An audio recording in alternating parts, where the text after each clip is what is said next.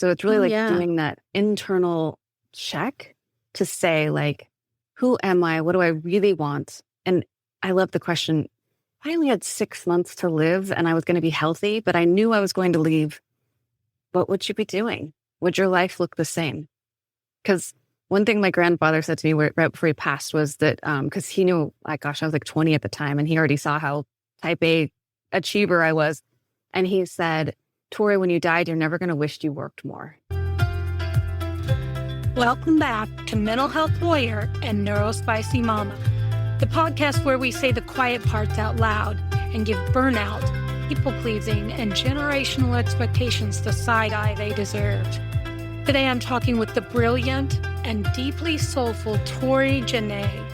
She's a trauma-informed confidence and relationship coach with over 13 years of experience, multiple degrees in psychology, and, let's be real, the kind of lived wisdom you can't learn in school. Tori helps women heal emotional wounds, rebuild their self-worth, and rise strong after breakups, divorce, or personal loss. She blends psychology, somatic healing, and spiritual wisdom to guide women into aligned, thriving lives. And y'all, she's been through it. From childhood trauma to profound personal loss, her journey is real, raw, and resilient. And she brings all of that to her work. So if you're exhausted from carrying it all, stuck in a cycle of burnout, or quietly wondering, is this all there is? This conversation is your call to come back to yourself. Let's dive in.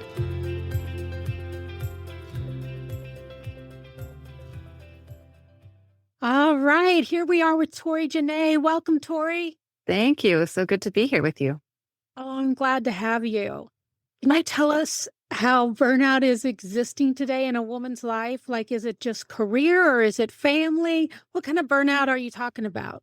I feel like burnout is something that I've definitely lived through, but I feel like because women are doing so much more than we ever have in history, it's showing up everywhere because women are now working outside the home, obviously. In a lot of homes in the US, we are the primary breadwinners as well. We're outnumbering men in universities and colleges 2-to-1 almost. So we're doing more than we ever have before, but we're also still doing a lion's share of the housework and what they call emotional labor, which is checking in on your partner, checking in on your kids. Is your mom okay? Is your sister okay? Is your brother okay? So we're managing so much more than we ever have before, and not much is getting taken off of our plate. So I really see burnout happening in almost all women. You know, even if it's a stay-at-home mom, it doesn't mean she can't be experiencing burnout. So I definitely want to expand the definition, because I think sometimes women particularly feel guilty if we can't perform or achieve or do tasks at a high level. We almost have this inner need to be super busy and take care of everybody else. And that is really creating burnout. You know, I was thinking about what you said about not taking any of the chores off. Why is it that you think that families are still set in that 50s mentality that the woman does all the chores?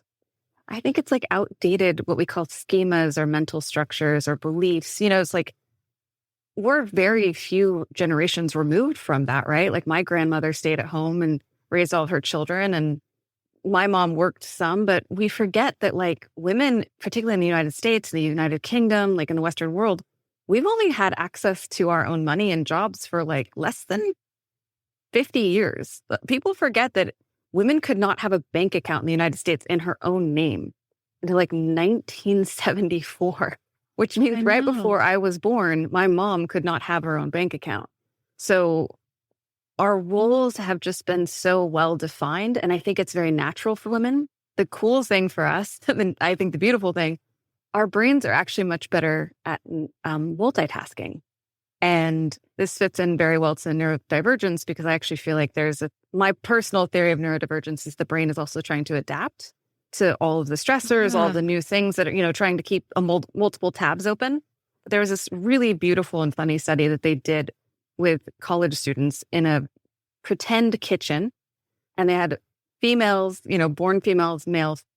We won't get into gender very much, but just those who identified and are physical females and males. And in this fake kitchen, there was a baby in a walker a fire on the stove and something else went wrong. And almost all of the time, women could prevent the baby from going down the stairs, put out the fire on the stove, and take care of the other thing. Men failed over 50% of the time. So I think women can, and we have this ability, and then we have this guilt when we don't take care of everything, because we know that we can. But it's really coming at a cost to our mind, our body, and ultimately, I think, our soul, because one of the interesting signs of burnout is a feeling of hopelessness. How does burnout show itself? Like, what are you looking for to see if you're burned out? I think one thing you can check for in yourself is like mood swings, feeling a little bit checked out, like you're just tired all the time, you have no energy. You might start having some physical issues, like I love the saying, you feel tired but wired. So at maybe 3:00 in the day, you're so exhausted and you cannot wait to get to bed. But then when it's time to go to bed, you're having a hard time winding down. That's a big sign, because that means your adrenals or your stress system is just in this on state all the time. And so at 3:00, our cortisol naturally dips. So when that goes down, but then it starts to rise again. We can also feel really like increased emotional sensitivity. So things that bother us now, they maybe didn't used to, or maybe we had more what I call emotional bandwidth or regulation. Things are making us snap a little bit easier nowadays. I see it as just like this feeling of being overwhelmed, hopeless, feeling like you just got to get through one more week. You just got to do it again. And then I do see a lot, like I said, in sleep, digestive issues, energy, even your cycle, your menstrual cycle, if you still have one, is going to show you that your body is burning out. So that's one of the early signs that we forget is, how is our body working? Because our mind will make up all kinds of things, but our body will never lie to us. Oh, that's good. Yeah. All right. So yeah, that makes me wonder, do women just give up at that point and throw away the marriage or throw away the job or whatever? Or are there actual ways to come back from burnout? Yeah, I think it's recognizing that you have it and knowing that it's okay and that there's nothing wrong with you. And that, I think the hardest thing for women is knowing that they're going to have to shift and change how they show up. They're going to have to ask for help. They're going to have to change how much they're doing. And they're kind of afraid to let things fall, I find. So when I'm dealing with people with burnout, they usually have, a pretty successful job or something or a passion project, something they're doing. They're taking care of possibly kids or family members. Like, they have a lot on their plate, and they are having a hard time understanding, like, how can I get all this done still and take care of myself? And I do find that there's the psychological correlation between burnout and the women that I've worked with is they tend to lack boundaries, be people pleasers, and high achievers. And you might be just one of all three of those or one of those. I mean, at one point in my life, I was all three. So it's kind of like, I can do this, I should do this. And they have a hard time thinking like, well, who would I be if I didn't do this? And then the guilt will set in. Well, if I didn't take care of everyone this way, it's like we almost find our worth in our busyness and our caring and all those kinds of things. And so it takes some deeper inner work to untangle that so that we can let go of the guilt, so we can feel like we're still enough if we're not overgiving, overdoing, and what's called overfunctioning, which means I'm just functioning at a high level all the time and I'm taking care of everyone mentally, emotionally, physically, and I'm not ever focused on myself. That makes sense. Do you think that women also have trouble maybe prioritizing and picking out what they can get rid of? We'll be back after a quick break. Ready to figure out who the heck you really are beneath the roles, the noise, and the to-do list? The Who Am I Journal is your unapologetic permission slip to explore the real you, messy, magical, and everything in between. With guided prompts and zero pressure to have it all together, this journal helps you reconnect with yourself, one honest page at a time. Sign up now to grab your free journal and get real talk inspiration in your inbox from someone who gets it. That's me. Let's do this soul-searching thing together. Just go to advancingwithamy.kit.com/whoamijournal to get my free journal and get signed up for my newsletter. Keep advancing, warriors.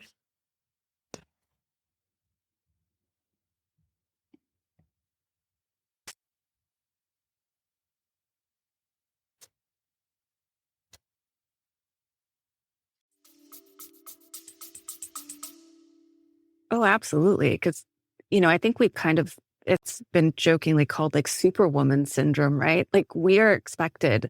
And I think the Barbie movie was kind of cute in talking about this when America Ferrera has that speech that she gives about, you can't be too much of this. Like you can't be too skinny, but you can't be too overweight. You can't be this, you can't be that. It's like we are just boxed in so tightly nowadays. Like we're not supposed to stay home because we're supposed to have a career. And then if we have a career, well, we can't be too busy because we have to take care of our children or not, or our family members or someone, or our husbands or whoever it is in our life, our partners. And then like, I think we just have these expectations that are really like through the roof, and we are trying to be everything to everyone. And we forget that you can have it all, but not at the same time. Right. And I know from personal experience. So I have a ton of childhood trauma and life experiences have been very difficult. But when I was in my 30s and I was going like early, like 30, 31, I decided I was in human resources. I worked for a very large company. I had about 27 direct reports. I worked for a 7,000 person company. I was going to graduate school on evenings and weekends. I was doing what they call a low residency program. And I was also having a coaching practice on the weekends. I was working 100 hours a week. I was married at the time, so I was trying to have time for my relationship. And I couldn't even believe how, like, I had every hour of every day for about 12 hours a week, 12 hours per day scheduled tight. And unfortunately, my body gave before my mind did. And it really took that breakdown physically to have a breakthrough. Like, I had to have like a physical diagnosis, what's called Addison's disease. It's when your adrenals, which are the little glands on top of the kidneys that actually push out cortisol and adrenaline, all these hormones that give us energy, mine just quit working. They just gave up. They tapped out.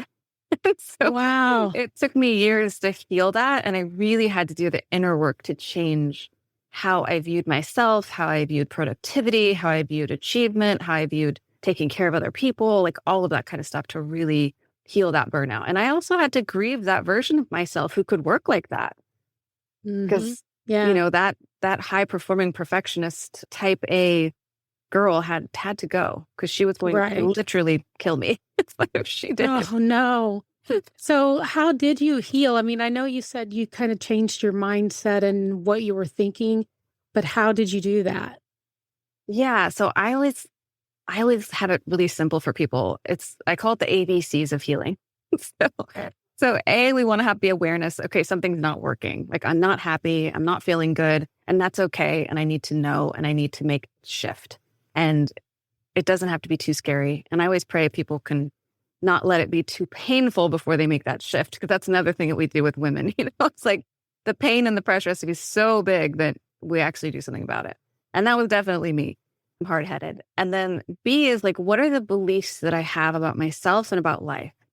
So that might be writing on a piece of paper, like, what do I think is expected of me? What am I supposed to be doing? Like, what should I be doing in life? And it's kind of a joke. I trained with Louise Hay many years ago, but she used to say, you can should all over yourself. So what are those shoulds you have in your life? Like, do I believe that in order to be a good whatever, mom, sister, brother, worker, colleague, I have to be all these things? And then start to question that. And then the C is now I can start clearing that and calming that from my nervous system, because it's not just in the mind, it's also in the body. It's just like we have a visceral reaction to things. We might have trauma. All people pleasing comes from a childhood that we had to people please in order to survive. And it comes from love, and it's not a bad thing. It's just that those old patterns of being will not get us where we want to go. I always say, what got you here won't get you there. And that, like the way that I was wired was very like high achieving. And, that came from a lot of like, I wanted recognition. I wanted to feel good. I wanted all the kinds of love and things that I didn't get growing up. So I got it from achievement, right? That was like the first time people had been like, wow, you're amazing. Look, how do you do all this stuff? Look at how far you've come. You're only 30 and you've made it here. And I was like, oh, and I just ate it up. But I didn't recognize that wasn't going to actually fill the void that was in my heart. Not only not fill the void, but once they've said that, you feel like you have to live up to that. Absolutely. Yes. And it Yeah. becomes like almost what I jokingly call destination addiction. Like we found Oh, this okay. place that feels really good and we keep thinking, oh, if I get the next thing or the next promotion or I do the next better thing, I'll feel even better. But we just wear ourselves down even more. So it's really Oh, like yeah. doing that internal check to say like, who am I? What do I really want? And I love the question. I only had 6 months to live and I was going to be healthy, but I knew I was going to leave. What would you be doing? Would your life look the same? Because one thing my grandfather said to me right before he passed was that, because he knew, like, gosh, I was like 20 at the time and he already saw how type A achiever I was. And he said, Tori, when you died, you're never going to wish you worked more. Because he had Yeah, cancer and that's he a was good point. dying and he was a hard worker and he wanted to point that out to me. And it took me many years to actually integrate that with stuff, but it always Wow. stuck with I me. got chills, though. That's so important and so nice that he shared that with you. He Yeah. definitely was concerned. Yeah. There's So, a great book called The 5 Regrets of the Dying oh, by, okay. I think her name was Bonnie or Bronnie Ware. But anyway, she was a hospice nurse who sat with thousands of people who are passing. And she started to record their stories because everyone wants to know that their life matters, of course. And in writing all of their stories and recording them, she started to find that there was themes to everyone's story.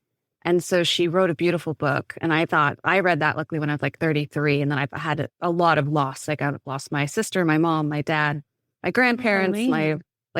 I'm the oldest living person in my immediate family. So I've experienced tons of loss. But what I really learned about from that book and my own loss is that it teaches you how to live. And so that's where I really get with women on like burnout and taking care of themselves and like aligning their life to their truth is like life is short. It's going to pass you by so quickly and you don't want to look back with regret. Oh, definitely not. So, what about partners and family and friends? How can they support someone that's going through that burnout? Yeah, I mean, it's good if we can communicate to them and ask for the support and even tell them. If you are a partner and you see it, it's kind of bringing it up to that person with love and say like, hey, I see you're doing a lot. I see it taking an effect on your health or, I'm really concerned. I'm here for you. Can I help you? So if you are that partner or that family member, you can definitely try to have a loving conversation and just bring it up, but with a lot of caution because they may not be ready to face it. And so it's the hardest thing on the planet is to know that we can't fix anyone but ourselves. Yeah. And that is kind of where I think women also fail. And myself too, both my parents had addiction problems and my sister did as well. And so I tried to help and save them. And so I don't say that from someone who hasn't tried to do it herself and failed and learned the lesson the hard way. Everything I share, even though I do have multiple degrees in psychology and all kinds of training, I've walked the fire of everything I speak about. I've been through death and divorce, and I've pretty much lost everything in life from my money to my health to my marriage to my house. Like you name it, I've had to give it up and rebuild myself. So I guess when I share these stories, I always like people to know that. You seem so together and you obviously are very intelligent. How do you deal with all of that in your history and actually heal and move on? Yeah, it's no easy feat. And I will say that, I've definitely had times in my life where I'm like, if this is what life is, I don't know if I can keep going. There was definitely times where I was like, okay, universe, if this is it, I'm ready to go home. Just let me, I'm good. But that kind of grief that like cracks your soul open, and it can happen from lots of things. I've had more difficult, but I always remind my clients, like, just a divorce on its own can bring that for us. Just a child who's ill can bring that level of pain for us. Just, losing a parent can bring that level of pain. And so, yeah, I've walked through a lot of those things. And it's really comes down to the basic tools of taking care of ourselves, which none of us want to do. And it is like, particularly, like, I know your audience is more neurodivergent but I think in women in general, like we really have to have structure in our lives. We have to have self-care, and that is not bubble baths and manicures. That is boundaries and eating well and moving our bodies and learning to say no and mindfulness, meditation, these kinds of things literally saved my life. If I had not had these processes and these, because, I'm a yoga and meditation teacher, I've been practicing I've been studying psychology for 26 years now. So I had a lot of the tools to help me get through that. But I will always say, start with your body, because your nervous system is what the body keeps the score. Your nervous system, your sensitivity, all that stuff. So we've got to bring in those calming practices. So take deep breaths, take walks in nature, take a yoga class. I would like to start with what's free, because I want it to be available to everyone. But doing that breath where you draw in your breath for 5 or 6, hold for 6, and then out for 8, like that will start calming your autonomic nervous system. Okay. Yoga has been proven, and good yoga too. I would like make sure that people know that you should feel really calm when you leave yoga. It shouldn't be like weights and techno music, and it should be really focused on the breath. And there's a famous book called The Body Keeps the Score, where they talk about trauma and healing trauma. It's a really deep book, so I'll give you the cliff notes. But basically, when we have chronic stress or trauma in our lives, our nervous system, our body really hold on to that. That's why we can think of the classic PTSD, maybe person who went to war and they come home and they've done years of talk therapy. But when they hear fireworks or they hear a car backfire, their body drops to the ground. And it's because their nervous system has encoded how to stay safe. And so we forget that our bodies do that too. So even if we grew up with maybe a really critical mother and we learn to protect ourselves from that, now we've got a critical partner or boss, and that's starting to eat away at our self every single day. Or we've had this loss that, that's our biggest fear, was losing our mother, and now we did. So it's really getting to those calming practices in the body of grounding yourself. So it can be breath, it can be meditation, it can be yoga, it can be nature, it can be EFT tapping, emotional freedom technique, which you can find how to do online. There's tons of videos of how to do it for free, but it's something I practice, I'm trained in. I also do something called energy psychology, EMDR, which is eye movement rapid desensitization, which also helps us process trauma. So starting with the body, then moving into the mind. And the mind is really, how do I learn emotional regulation? How do I look at my beliefs, my thoughts, my feelings? Am I stuck in rumination? Am I stuck in negative loops? Can I use mantra? Can I use affirmation? Anything to start bringing myself like one level up. If I've been in very deep levels of grief before, and I used to spend just like a half hour a day making sure I felt that all. And then I would remind myself, like, even though, like, I remember when my mom died and I was building my business at that time, it was like such a stressful, my sister had overdosed, my mom died within a 13-month period. And I had just started my business. So it was like, I would just remember like, okay, I'm going to feel as much as I can, because if you can't feel it, you can't heal it. And then I'm going to remind myself, even though all this has happened, I'm okay. I'm still standing. I can still take one step forward. And so how you talk to yourself is another big one. Speaking of, you were talking about divorces earlier. Mm-hmm. I've noticed that a lot of times, and I wondered if you'd noticed this too, when women start to, evolve, when they start to really feel like I got to take care of myself and I'm going to set boundaries, and they start doing things they've never done before. Mm-hmm. Have you seen how that affects the marriage? Absolutely. When one person grows and the other person does not, there's almost like an energetic imbalance. It's like, and this happened in my own relationship. He's a great guy. We're still friends. We really, we mediated our divorce. It wasn't anything difficult. It's just like, I had really worked on growing myself for years, and I had changed and evolved, and what I needed evolved, and he just could not match that anymore. And so it started to create a lot of friction. And losing him in my life was very difficult, because I've been with him since I was very young. I think, I met him like 21, 22. He'd been one of the few people who'd been in my life consistently for a really long time. So but I see this a lot in women. Like when we start evolving and changing and advocating for our needs and setting boundaries, a lot of times our partner is not super happy about that. And we're not exactly the person that they fell in love with. And then that vice versa, our partner is no longer the person that we fell in love with. So I kind of say that the couples that can grow together and evolve together and choose to fall in love with the new versions of each other over and over again are typically the ones who can make it. The ones who can have the hard conversations, the ones who can say like, hey, we've grown apart. What can we do to come back together? I like that, because I think if you involve your partner in things like therapy, or going to learn a new style of yoga or whatever you're doing, if you involve them and they move with you, that seems much easier to keep that relationship together. I totally get that. Yeah, you're 1,000% right. Like if we can, and sometimes they get a little stubborn. Here I am doing what I do, and my ex, great guy, but like he didn't want to go to therapy. I'd asked him for over 11 years. Oh, wow. Yeah. So He it was was kind of set. like, yeah, he was good. And, of course people do what they're going to do when they're ready to do it.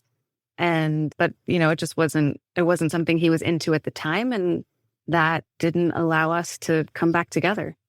Yeah. Now you work with women on a regular basis. You're a coach? Yes. Is that right? I work as a coach because in the state of California, to work as a therapist, you are under a license and it's a different process. And I can't work with anyone outside of my state.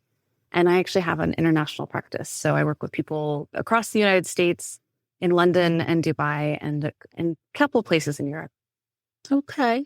How do you actually work with them? Is it all on Zoom or? It is. It's all on Zoom now. I do travel to those places to see my clients in person, just to meet them. And, I'll be going to London next month to see people and do some workshops there.